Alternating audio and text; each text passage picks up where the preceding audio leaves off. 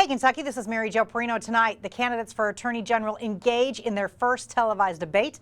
A judge rules on the fates of some 175,000 inactive Kentucky voters. And the football Cats prepare for Georgia. All that and more is next on Hey, Kentucky.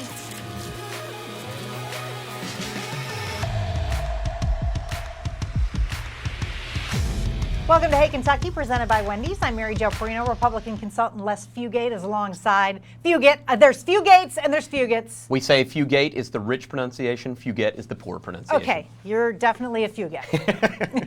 Let's begin with the race for Kentucky Attorney General. As the candidates got their first chance to go head-to-head in a televised debate last night, Democrat Greg Stumbo and Republican Daniel Cameron went on KET and argued over each other's experience, which has been one of the big points of contention in this race. As we've mentioned, Cameron just won a legal battle to stay on the ballot over claims he didn't meet the minimum requirements to run.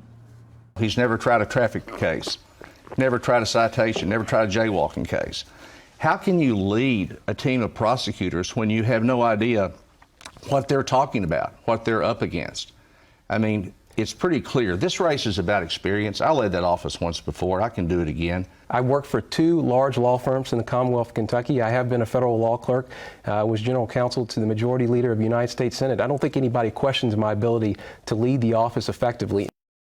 The candidates also clashed on how to deal with anti-abortion laws passed by the legislature in recent years, many of which have been challenged in federal court. Stumbo says he will not defend laws that he thinks are unconstitutional, while Cameron argues that the Attorney General's job is to defend laws passed by their legislature.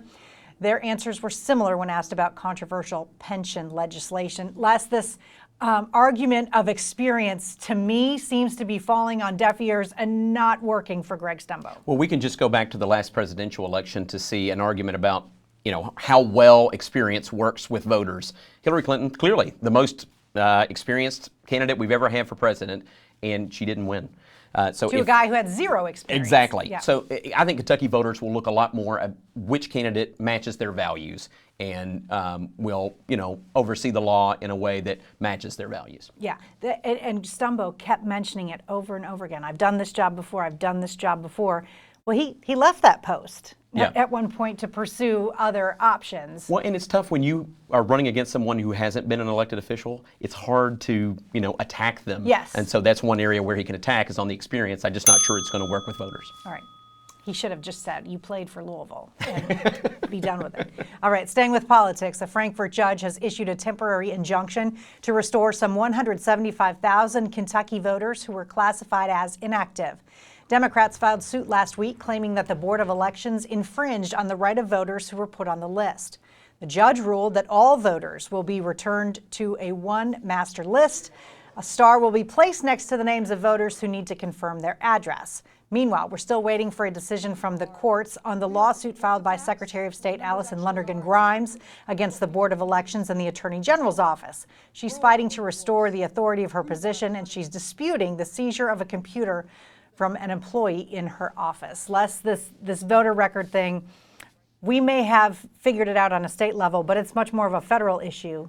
That's right. We're under a federal consent decree to take action on this, and that's what the State Board of Elections did.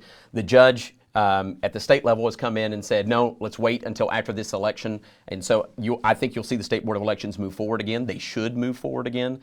But what's frustrating is that all of this is creating distrust in the elections process. It sounds like there's chaos going on. I still think that everything will be fine on Election Day, but it's frustrating that Kentucky used to be a leader in election administration, not election fraud, unfortunately, but election administration, and now we have this cloud hanging over us as we head into this election cycle. It makes it seem, from someone who's not that familiar with the State Board of Elections, that they're trying to not let people vote. Yeah, that's not the case. The inactive voter list is actually something there that's a catch-all to make sure that everyone gets the right to vote. All right. A new government report raises questions about the effort to overhaul Kentucky's Medicaid program. The state estimates that it will spend over $270 million in 2019 and 2020 alone, trying to tighten accessibility to the health insurance program for low-income folks. The cost estimate is almost 4 times as much as the next highest ranking state is spending, but one health official says it just represents the maximum amount Kentucky is approved to spend. The federal audit says the findings point to issues with transparency, public accountability, and whether such projects could drive Medicaid costs even higher. The changes pushed by Governor Bevin have yet to be enacted as they've been tied up in court, and unless, I think Indiana was the next state at like $35 million. What is how much does Kentucky really need to spend of that 270? Yeah, Kentucky's program goes much further than these other states. So it would make sense that they're going to have to spend more. You know, there was always that saying in business, you got to spend money to make money. Well, this is kind of a flip. You got to spend money to save money, is I think what the administration would argue. You know, how much does it take? I think that's unclear, but that was, I think, the Bevin administration's point. They've been approved up to a certain amount, but that doesn't mean that they will spend all of that. They just had to get approval, to a certain level in case they needed it going forward. So if they spend some of that money, we'll still, I saw a number of anywhere from, 95 to 100,000 people will still go without Medicaid. That's what the GAO is is forecasting, but Okay. we don't know for sure. Okay.